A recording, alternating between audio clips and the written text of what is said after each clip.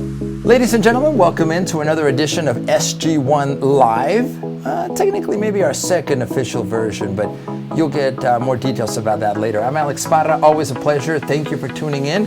And beside me, you can see her, the lovely and talented Ms. Norma Morales. Norma, first of all, Happy New Year, good day. And how are you, and how were your holidays, Norma?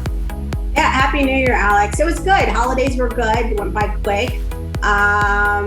A little bit of a break, but overall I'm ready for the new year. So yeah, it's all good. How about yourself, Alex? How was your holiday? Thank you for asking, Miss Norma.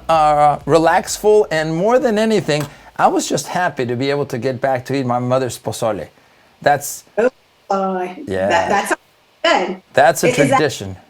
Is that an annual tradition? Do you guys have that every year during the holidays? Usually during Christmas, Norma, is when, well, we actually do this maybe twice a year, maybe a mid-year kind of pozole. I call it a feast, is what we call it, right? And then one during the end of the year, Christmas. So that made me very happy and even more overweight, Norma. But, you know, at some point, Uncle Alex just enjoys the food. But it was good to get back to the pozole, back to the family, and enjoying the holidays. Norma, we're still not out of COVID 100%, of course. We still see the different variants, and also we just have to be careful. But Norma, I hope, and I'm being optimistic, that we can see the daylight little by little. It's getting better, I hope. Yeah, hopefully it's gonna get better. I think we say that pretty much, have been saying that, the last year and a half or so. But yeah, hopefully there's a light at the tunnel somewhere, and we can kind of get back to at least somewhat normal. But yeah, hopefully this year will be a better year. We hope so. Norma, any resolutions to start off 2022? You got to work on a few things, Norma. It's obvious, but I work on a lot of things, Alex. But yeah, I've got some New Year's resolutions. Hopefully those pull through. I'm sure people out there also have some. Do you have any? What are a new year, a new me, Norma? I'm going to work on everything. On part of my board of resolutions is stop being mean to Norma. That's number one. I'm going to try, but in this official first live, SG1 Live, I don't even know if I can do it, Norma. Well, if you could do that, that probably will help me take one of my New Year's resolution of having to get Botox. So if you could take all these like wrinkles and dark, circles under my eye that you've been giving me, that would be great. Well, that's a start there, Norma. Start there. Yeah. There's a few other things I think you could work on, but the list is long. Let's start somewhere. That's what I say. Yeah, true. We all have I'm already getting the text, Norma. Stop being mean to her. You just said you were not going to be mean, and now you're already mean. So it's like, forget that resolution. Norma, it's not mean. It's being honest. You know what I mean? Mean? I know what you mean, yeah. There's no words for it, is there? Well, ladies and gentlemen, thank you for joining us. We really appreciate you joining us today on this first year official version of SG1 Live. And Norma, we hit the ground running as far as SG1 goes with the I-10 Shootout. And the I-10 Shootout, Norma, for us is an annual tradition. We are now been for 8 years partners in supporting the I-10 Shootout. Norma, tell us a little bit about the I-10 Shootout, please. Yeah, the I-10 Shootout is a high school women's, one of the high school women's, no, I don't want to say one, it's the biggest high school women's tournament in the U.S., Alex. It's grown, it's every year, it just gets better and better with competitive soccer. Every year we're there, supporting it, of course, as SG1 and other entities as well. And what it is, it's Katie hosts this tournament at their different facilities, different schools, and it's high school soccer teams from all over that come in and want to play each other to win, of course, that finals trophy of every year of the I-10 Shootout. So it's a great event, and it happens every year. So yeah, it's a great event, Alex. Norma, I don't know what's happening with your light there, or if God smiled down upon you, but I saw different changes in the illumination there in your office. I hope you're okay, Norma. Maybe it was the radiation. I don't know. The light went out and I lost some concentration, so I had to put my light back on. Sorry about that. She's just reading the prompter, which I do here. Norma sends me the jokes, And I regurgitate them, ladies and gentlemen. But back to the I-10 shootout, Norma, and maybe that's a place to start.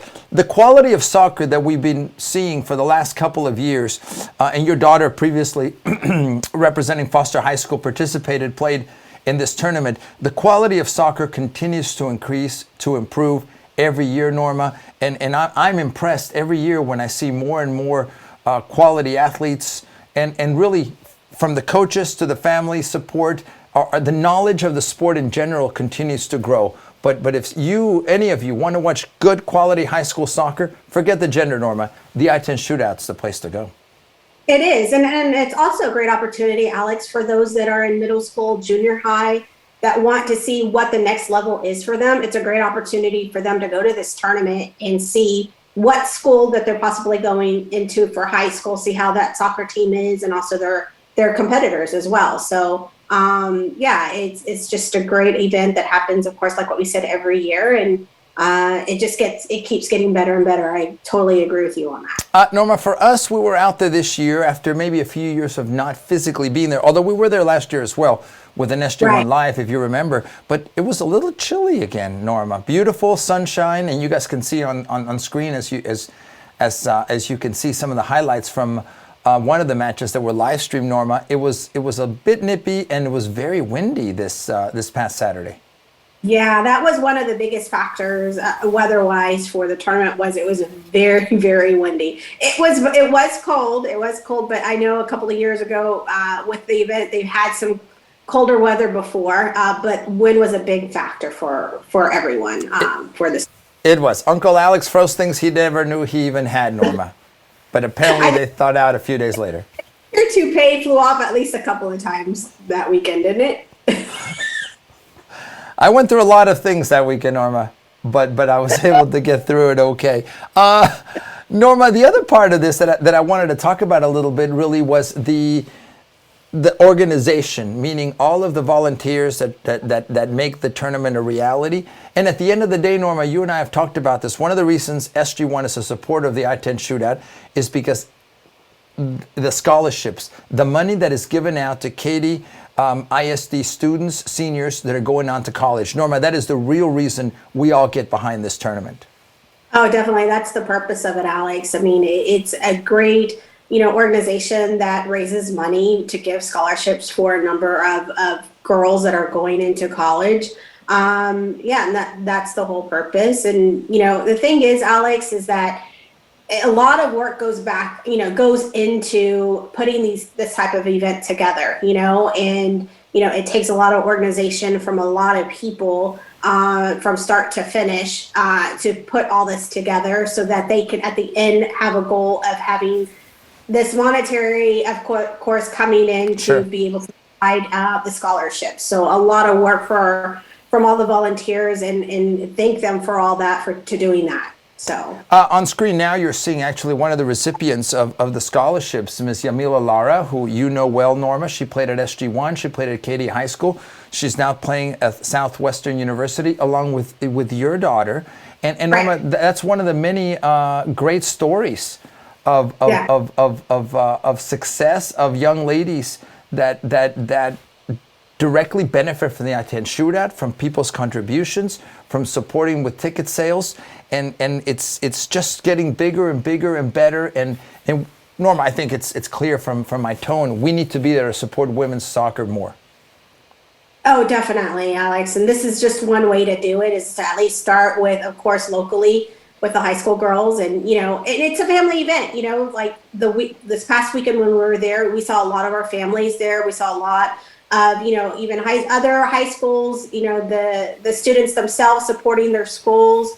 So yeah, if we can get a lot more people out there, that would be great. I think that would be a great goal for all of us to support the girls soccer, of course. I would hope so. We also had the opportunity to talk to several of the board members during our live stream coverage. For full disclosure, you can see on screen some of the coverage along with Danny Rodriguez, and we also had Jen Cooper, and we also had Miss Cami Privet along with Miss Norma Morales and many others helping us produce this event from Legacy Stadium. Norma, I think we'll close on the I-10 shootout. Speaking of Legacy Stadium, Road Stadium, the locations where the finals were held, Norma, I know we had maybe a couple of hundred people there at one of the finals at Legacy, which we were live streaming. But Norma, my dream, and I don't think it's far-fetched, is that one day we have 5,000-10,000 people packed into those stadiums watching women's soccer, watching women's high school soccer, watching the finals of the I-10 shootout. I think that's realistic.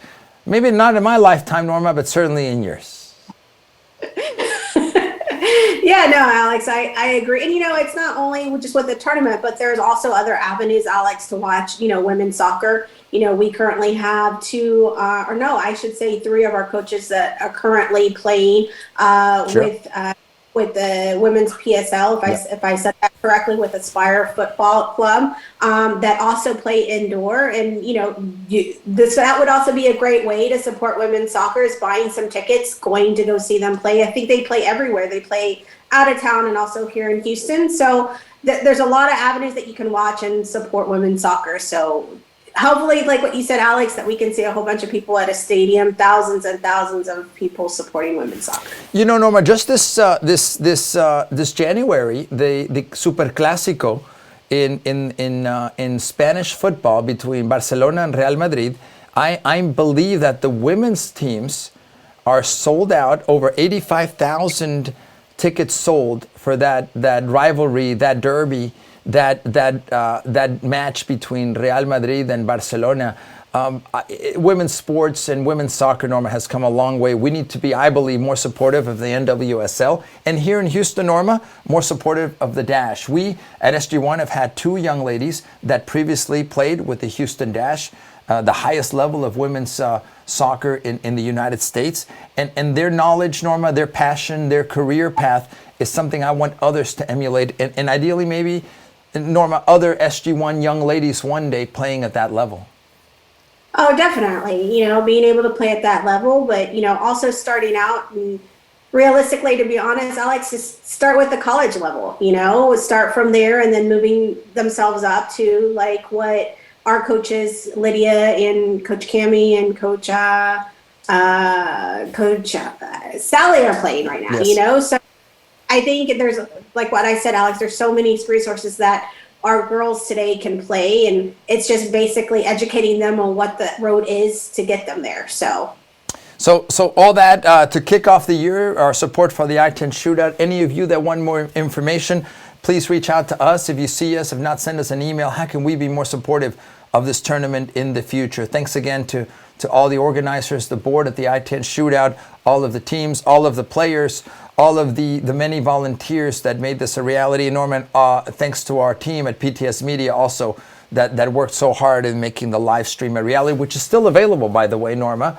If people want to find on Meridix, our PTS Media Deportes Nation channel, please do so and catch a little bit of that. So that was one great way to start off the year like we normally do, Norma, and it was good to get back with the I-10 shootout. And Norma, this weekend when we're presenting you this SG1 Live, two tournaments, Norma, among them, one of them 5v5, Norma, which is kind of small-sided. And maybe before we go to an interview, I had the opportunity to speak with Coach Diana. Norma, a lot of these tournaments are just about getting back on the field. Yeah, it's getting back on the field, Alex. I mean, our players have been on break for the last couple of weeks. So right now it's a time to where players have to get back to the usual routine, and also to getting used to the cold weather that we've been getting lately. So they have to learn to warm up a little bit more than usual and get used to the coldness and playing, and of course, to start the season off. It's the season off, which is coming pretty soon. Absolutely. The spring season kicking off. And actually, I had the opportunity to speak to Coach Diana Aguillon precisely about the 5v5 tournament, being out there with, in this case, the younger players at SG1, and the importance of a 5v5 tournament and kicking off the tournament. Let's take a look at that piece. Me speaking to Coach Diana Aguillon. Ladies and gentlemen, thank you for joining us. I'm Alex Parra, and beside me, look who I found. Coach Diana. Coach Diana, first of all, Happy New Year. How are you? Happy New Year. Yeah, I'm doing good. How are you? I'm going to keep saying Happy New Year probably until like April. Right? Yeah, right? Coach, today we're kicking off the spring season, if you will, with some preseason tournaments. Right. Today a 5v5. first of all, it's a beautiful day out here, Yeah, right? it's beautiful weather out here. Yeah. Coach, 5v5, the importance of it, the pros and cons of it. I think it's kind of getting moving. Some teams play this anyway, but for others, it's a great way to start getting back into quote-unquote shape, I guess. Yeah. So a 5v5 is very, very beneficial in the sense of like the kids touch the ball the most. Right. They have more butt touches. The field is way smaller. Yeah. Less players on the field than 7v7, than 11v11. So it's very beneficial for like young kids under, any little age from UNA below. Right. Coach, what are the priorities in these preseason tournaments? I'm sure it's getting in shape. I'm sure it's trying to build some chemistry back, right? Yeah, definitely. After the break, you have, the players a little bit rusty. So, Right. getting them back in, like a preseason kind of to see where they're at, at the beginning of spring season. For the younger groups, like we saw today here at the Campbell Road Sports Park for the Right. Albion tournament, it's really less about the score than about the movement, the thinking, the trying to understand the game, right? Right. At this age, it's all about repetition. They have to repeat it. They have to move around. They have to activate. They have to, combine with each other to see, remember that they are young, and repetition is a big key on this age level. You're great at one thing. Well, you're great at many things. Among them is patience and I working with appreciate the that. kids. So it was great to see you and see the kids today playing. Thank you for taking the time. no, thank you, Alex. And you're welcome. And success the rest of the spring season. I appreciate that. Got it. So thank you for following us and watching us here on this edition of SG1 Live with Coach Diana. I was Alex. I'm still Alex. Until next time. So as you can tell in that interview, talking and speaking with Coach Diana Guillon, by the way, Norma, she's fantastic with the little ones. She's got patience, and we discussed that. She really knows how to be there, and it's almost, Norma, like it has to be a gradual, fun-paced, and also educational process. And that really, for the younger age levels, for Rising Stars, for our Academy program, Norma, we've got great coaches, all of them. But certainly Coach Diana, she's really made for those kids, Norma. She knows how to reach them, meaning how to physically get them to work. But more than anything, getting them to start learning and thinking on their own. That is huge. Yeah, it does take a great skill, Alex, to, of course, be patient with that age group. It's a lot of different things. It's patience. It's being, teaching them at a different level, I should say. Just attention span sometimes isn't as long. What? Did you say something? So you have to keep them engaged, of course, during training and the whole process, and make it fun. That's the thing. You want the child to be able to still enjoy the sport, so you have to make it fun for them so that they can continue the sport and not hate it. So, and she does a great job with that.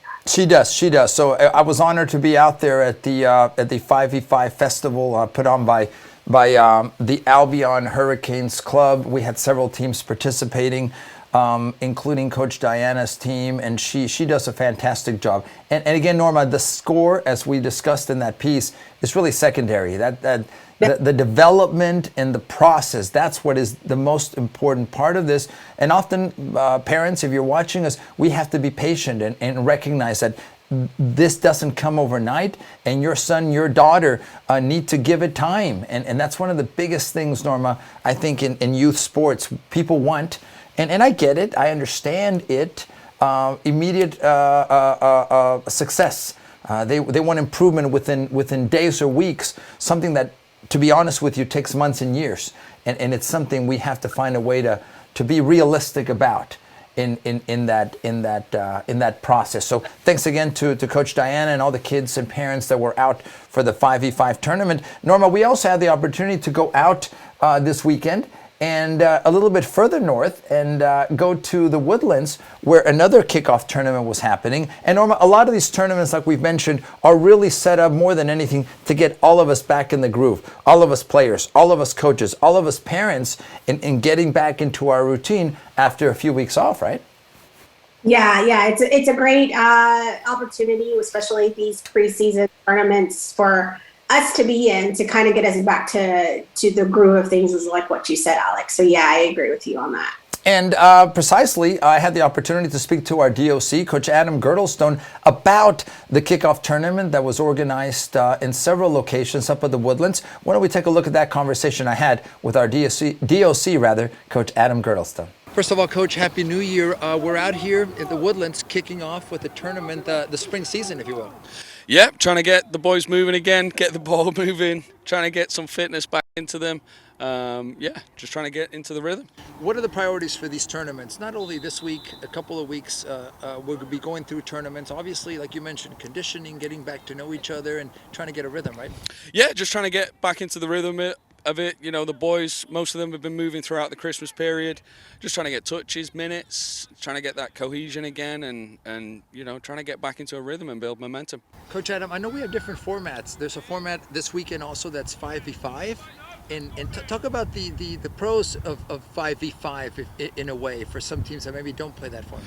Yeah, with the 5v5 format, it certainly gives you a lot more touches, a lot more repetition, a lot more situations that you're involved in the play, whether it's defending, whether it's attacking. So the 5v5, the repetitions are a lot higher, and it tends to be a bit more intense and fast-paced.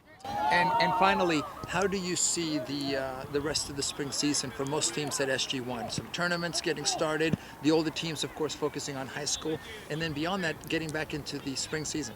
Yeah, I think, you know, for the spring season, we've got a good 4 or 5 weeks of tournaments. I think most teams are doing 1 or 2 tournaments, and then we'll start the season at the end of February. And then really, it's a quick season. It's a stop and start with Easter, with spring break, you know, so it's usually a short season, plenty of rain outs and reschedules, but yeah, a lot of the elite teams building towards the playoffs on I think May 14th and 15th. So that's right. Yeah, so that's really trying to get your seed in, trying to get your place as high as possible in the seedings, and then trying to get into that playoff and make it to Tulsa and Colorado. And before you know it, it's also time for tryouts and thinking of next year. But let's take it one step at a time. Yeah, we don't want to get too far ahead. Coach, we're glad you're back from wherever you went, over the pond over there in the UK, and we're glad to see you back here in the Woodlands State. Absolutely. Thanks, Alex. Thank you, Coach. So they're talking a little bit with Coach Adam Girdlestone, and Norm, I didn't want to get too far ahead in thinking, although I did mention tryouts and already the spring.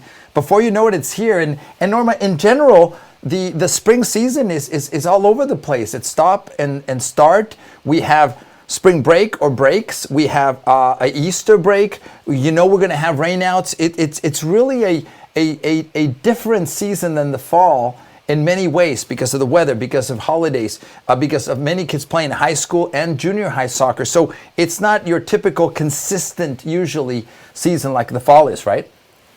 Yeah, Alex, it is a little different just because there's a lot going on. I feel like in the spring, you know, the weather changes, of course. Depending on how Texas weather is, you know, we never know. We may get another winter storm, we may not. We just need to all be prepared, right? So, yeah, weather is a big factor. You know, like what you said, high school, you know, they're off for about 2 months due to high school season. And then, of course, playoffs and, yeah, the holidays. We've got spring break and Easter coming up, so. Norma, I don't want to freeze again like I did last year, Norma, the power going out. I remember, Norma, you mentioned the storm was in February, if I'm not mistaken. We'll have to check the date. But Norma, it was February 15th, because it was the day after Valentine's Day. I remember that. What day is Valentine's Day? I better remember this, right, Norma? You better remember to give roses to your wife, February 14th. My wife will kill me if we don't do that. No, she won't kill me. No, she won't kill me. Officially, unless the lawyers ask, and maybe she will. No, I'm kidding. But Norma, I literally remember laying in Uncle Alex's bed. That's my bed, and having at least 5 covers on. Norma, I spent one night in this, and my breath in my bedroom. Never thought in Houston that I could see my breath because of how cold it was in our city. It was really something amazing, something I don't want to relive, Norma, and something very dangerous, unfortunately, for many people. Yeah, I think from that situation, Alex, hopefully we all learn to be probably a little bit more prepared. I think a lot of us were not prepared because we're not used to that kind of weather. So I know I'm prepared this year, so I'm ready. I'm ready for whatever comes. So I can come to your house? Your family can come to my house. Your family is more than welcome. I heard what you said, your family. That doesn't include Uncle Alex. No, you're welcome, Alex. But yeah, you know, the thing is we just got to be prepared and yeah, it was, I guess, an event that I think we'll all remember for the rest of our lives, right? That we all went through. It will, but that also says never say never, right, Norma? If in Houston that can happen, I guess most things can happen somewhere. So anyway, thanks to Coach Adam for talking to us. He was up at the Woodlands this weekend. Also, thanks to Coach Diana for talking to us. She was over at the Campbell Road Sports Park. The spring season has started. We're moving and getting things ready. Norma, you mentioned the older athletes, the older soccer players at SG1. Most of them playing high school soccer. Junior high soccer will begin in a couple of months as well. So we're full on at this point with getting the year restarted, 2022. And yes, I guess I'll mention it. Before you know it, Norma, the spring's here. We're talking about hopefully regionals, hopefully nationals, maybe a return trip to Tulsa or even beyond, going to Colorado, as Coach Adam mentioned. So that would be fantastic. And I believe this year, Norma, we have many teams. We had 2 boys teams that made it to Tulsa, to regionals last summer. I expect, Norma, that we maybe have 3 or 4 or 5 or even more teams that have that same opportunity. So, Norma, are you ready for another SG1 Live from Tulsa? I'm ready, but are you ready? That's the question. Yeah, the doctors won't give me the clearance anymore, Norma. No, I'm excited. If we have quite a few teams going this year, I think that would be great to see. I think that would be a good experience for our kids to go and experience that. They would be. Say that again, Norma. I lost you. I said, hopefully that will happen.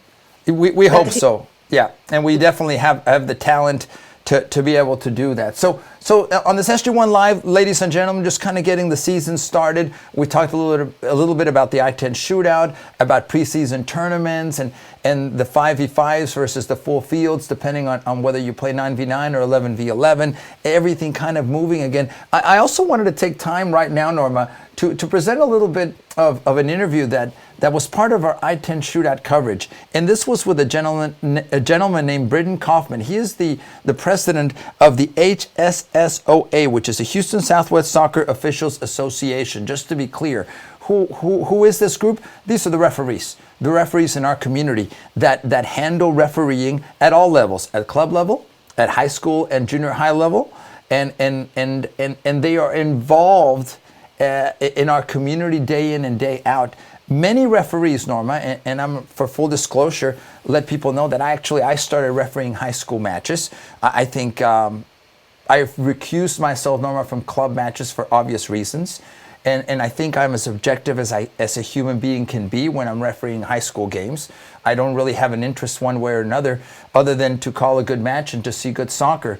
And I hope those of you that have seen me out there can confirm that. And if not, I'm willing to discuss that and talk about it. So I want full disclosure. But I spoke to Britton Kaufman about the many reasons why we do not have referees, the shortage and the crises we're in right now when it comes to referees. So why don't we go to a little bit of that, the comments from Mr. Britton Kaufman regarding referees, our shortage of referees in general, and the plan to hopefully come out of this and change this for the good of all of us. So here's a bit of the conversation and comments from Mr. Britton Kaufman.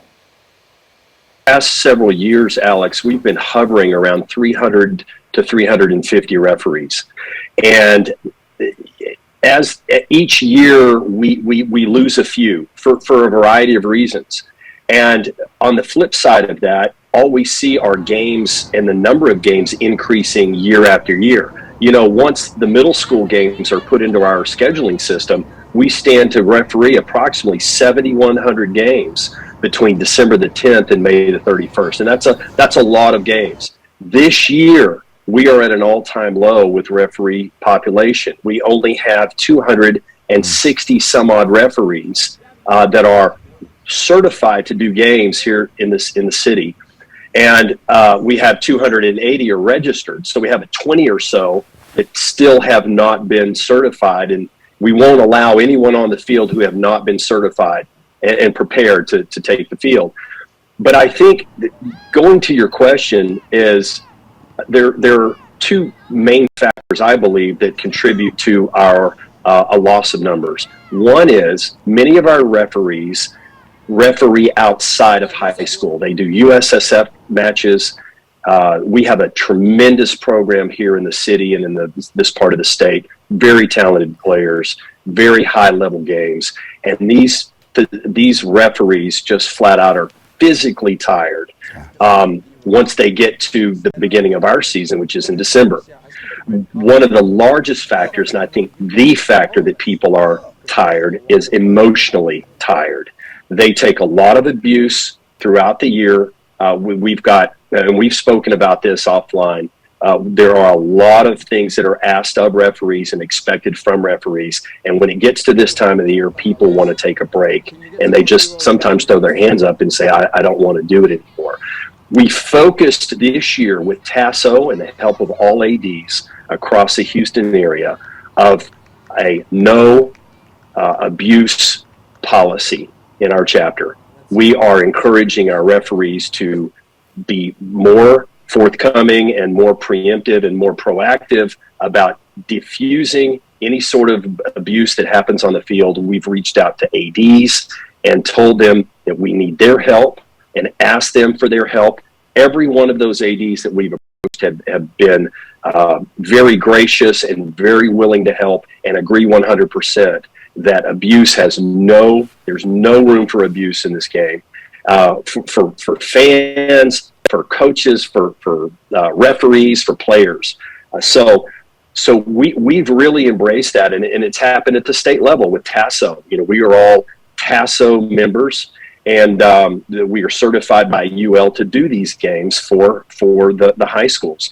And TASO has carried this forward to UIL, that we will not tolerate any more abuse. So it's in its infancy, where people have actually taken a stand and are pushing back against the elements out there that are abusive.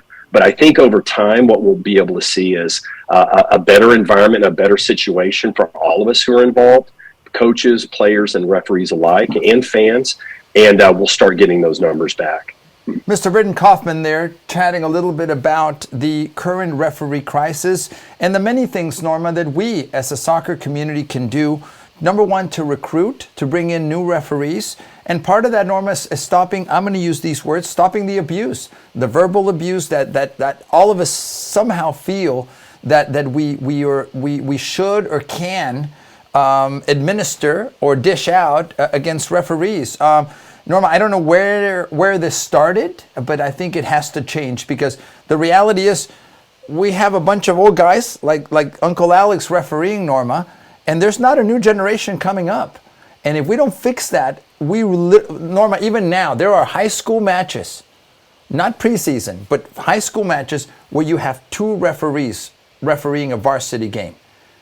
It is not unlikely, because of our current shortage, Norma, that you're going to have one referee doing a high school game for either young ladies or young men. That's not acceptable, because you can't referee a good match. Something has to change, Norma, and part of it is educating all of us on who referees are. They're human beings, we're people, and that we make mistakes, and we're going to make mistakes. But Norma, we have to change our culture, and I'll stop talking, Norma, a little bit, but it's long time coming. This is part of the education and the change we all have to be a part of. Alex, you said it. It's a long time coming. I think this unaccepted behavior has been happening for like many years. I can remember this even when my daughter was just 7 years old, and I would see parents going to the field wanting to punch a ref for a bad call. This has been happening for many years. I think because there has really not been much control of it, that I feel like now, as the years have gone by, it's just gotten worse and worse and worse. And hopefully a lot of this stuff can be corrected, because if we think about it, the more, if it's a referee shortage, the more it affects and impacts the sport itself. So yeah, I think, it's not acceptable behavior, but I think everybody needs to be educated and be told that, it's not acceptable behavior especially in front of the kids, right? I think a lot of people are not thinking of it that way. They're thinking, oh, it's a bad call, and their anger just comes out, right? And, we're all human and we get it. Refs will make bad calls, but does it make it acceptable for anyone watching the game? give some kind of verbal, unacceptable, exchange to the refs to make a cause, and to cause a scene in front of our kids themselves. Is that acceptable? It is not, Norma, and we can in many ways justify it in our heads, in our minds. But you said it. It's what message are we sending to our children? That it's okay to behave this way? And look, our sports culture in general. Forget our soccer culture, which is a subculture of the sports culture. And I'm certainly not a professional. What is the word I'm looking for? Sports psychologist to know this, but I think it's obvious, I would dare say. Our sports culture, Norma, allows us in a professional sports setting to go and drink $18 beers and have multiple $18 beers and feel like we can scream and shout in a stadium full of 70, 80,000 people at the players who are paid professionals, at the referees who are paid professionals. And many people, Norma, behave the same way at a youth soccer game with 5, 6-year-old boys and girls. It's just the truth. We see it. We've seen it. We've lived it, Norma. You and I have run leagues, and the most disappointing part of it has not been the kids or the development, but coaches and parents who literally, Norma, will step into a game and try to physically abuse a referee who they disagreed with. Maybe they didn't even blow a call. And it's not a call where someone got hurt, Norma. It's a foul or a lack of a foul call. It's oh no, that's our throw-in versus not our throw-in. People blow up and look, I think the key is not to, because I'm guilty as charged, Norma. I have been awful as a player, as a coach, on the sidelines. I have verbally abused referees, and I'm ashamed of it, and I apologize for it. And I never want to do that again. The approach, I believe, Ms. Norma, is not to blame, to educate, and to make a change one person at a time. We can do it one person at a time, Norma. It starts with me and Uncle Alex, period. With you, Norma, it starts with Norma. That's all we can really control. Yeah, and Alex, and you think about it, what you said, what does it show our children on the field? It's not acceptable, but then it also shows those, players on the field that, they may not want to be a ref. Yeah.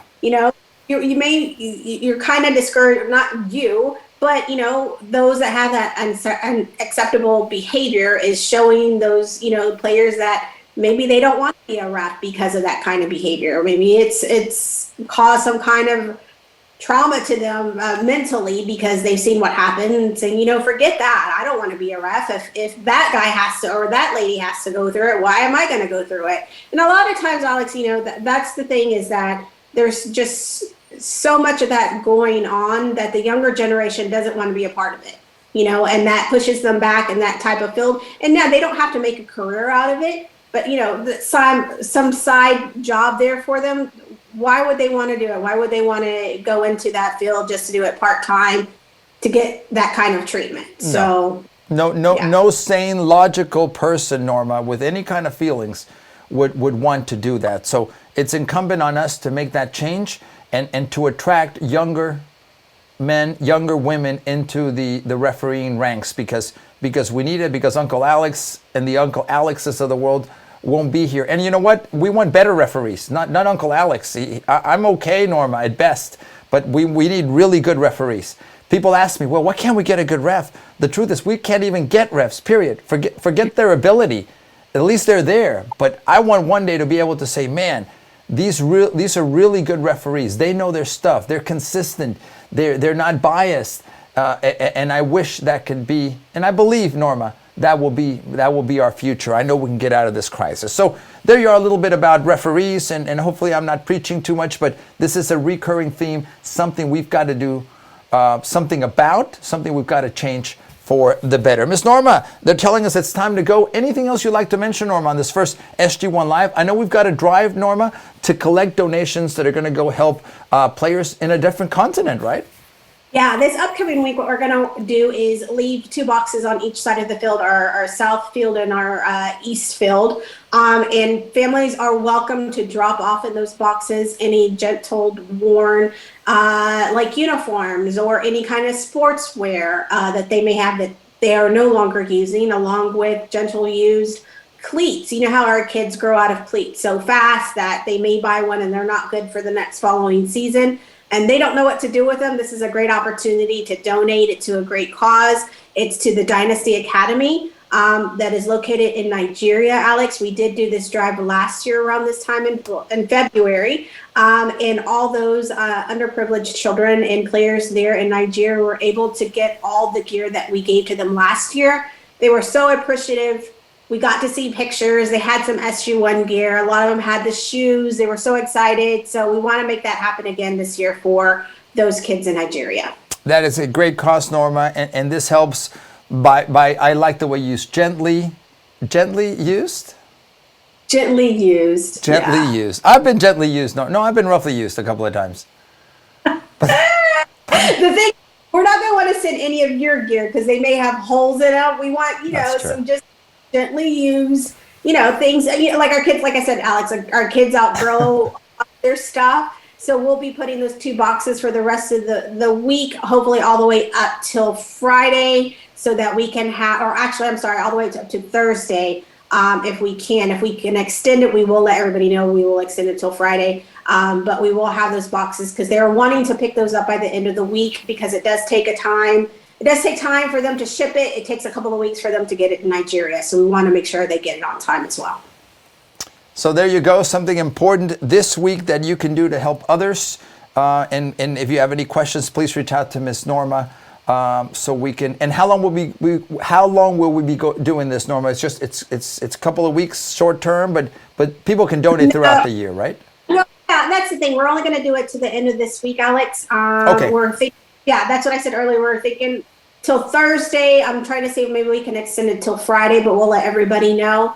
But even though we do this drive, if you have anything and you're like, hey, I just want to get rid of it, they can always drop it off to one of us, and then we will collect them as the year goes. So at least we have a stash ready for them for the next time that we do a donation drive. Dynasty Academy. Excellent. Thank you very much, Norma. And Norma, thank you for being with me today on this first version of SG1 Live. Also, if you guys have any feedback, comments, or questions, you can find us on social media. But today we're going to leave you with a few images from the I-10 shootout. We were out there this January 15th doing part of the live stream and celebrating what I call the premier high school girls preseason high school tournament. So congratulations to all the participants. Norma, any closing words for this SG1 Live? I hope you have a great week, Norma.